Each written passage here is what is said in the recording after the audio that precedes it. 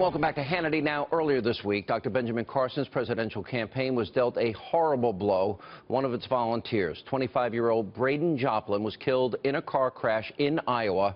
Now, after suspending some of his campaign activities, Dr. Carson is now back on the campaign trail. He joins us from Iowa today. Dr. Carson, please know that our thoughts and prayers are with him and you and your campaign and his family. Very sad to hear that, by the way. Thank you, Sean. I appreciate that very much. Look, it's very interesting to me, your poll numbers. You had this meteoric rise in the campaign, but you didn't fall off like other people have fallen off. You still have, in some polls, double digits, and you're still hovering around there. What do you think this means for you? What is the state of the campaign as you see it 10 days out? Well, I see a lot of enthusiasm, very crowded venues, and the good thing is that, the reason I think I haven't, fallen completely off like others have is because people recognize that that many of the things that I have said are true. And they're starting to actually look at the website now. We have a functional organization now. So when you go to the website, there's actually stuff there that you can read about and understand what my values and principles are. And it makes a huge difference when you have that. And I assume you're referencing the fact that your campaign went through a little turmoil and people left and then some people spoke out against you and a little intramural battle with a friend of yours, Armstrong Williams. Tell us what happened there. Well, I would simply say that I don't want to cast anybody under the bus. I would say people worked up to their capacity, but we needed more. So it's like a three-stage rocket, and we'd gotten stage one off, and we needed stage two, so we had to bring on some extra boosters. We did that. Some of the people didn't like it, and they left, and it's okay, but the rocket has to continue on its trajectory to its goal. I've read the story about this whole issue when you were headed to Jordan, and this piece was released, and somebody had leaked it, and it became a big issue with your campaign managers. Do you feel you're beyond that? Are you ready to now make your closing arguments 10 days out of the Iowa caucuses to the people of Iowa, then to New Hampshire?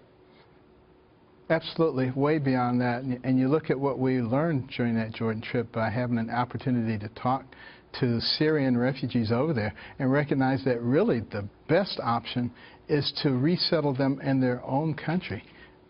There's a wonderful area in the northeast section, the size of Lebanon, where that can be done. That's controlled by the Kurds and the Christians and the Sunnis.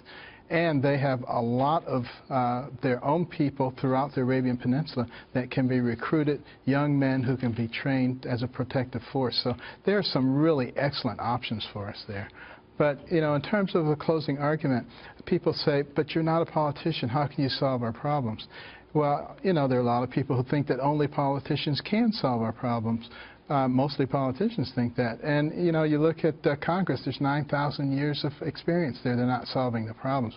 What really solves problems is experience. And that's why our country was designed for citizen statesmen, not career politicians. And I've had a lot of experience, I'm sure a lot more than anybody else, answering 2 a.m. calls with life and death situations, putting together very complex teams to accomplish things that have never been accomplished before, recognizing that, I'm not the greatest and smartest person in the world, but I am very great, I am very smart. But smart enough to realize that you need to get really smart, good. But, you got to get really Trump, good people. Say, you got to get the come best on, of them. You got to have a little Donald Trump in you there. You got to say, look, I am great, I am smart, I admit it. And I don't think Donald would take issue with that. But, having confidence in your ability, confidence is very different than arrogance. There's a big difference. And we can't have a president that's not confident, right? You have to have confidence, but you also have to have enough humility to seek wisdom from the Lord, which I've done and which has served me extremely well. And to recognize that we are blessed in this nation with extreme talent in all kinds of areas. And if we utilize that effectively, I think we will be on our way in no time at all. We need to recognize that what we're going to have to do to get back on track is stop fighting each other because we have other people outside trying to kill us.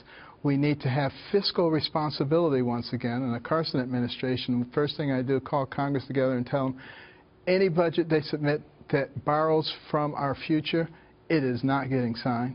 And we need to take a leadership position in the world once again. We can do these things. They're not that difficult. There's not a problem that we have that can't be solved with common sense minus ego and politics. All right. All my best. Tell your friend Larry, who's probably right next to you, that I said hello. Good to see you, Dr. Okay. Carson. Appreciate you being Thank with us you, as Sean. always. Okay.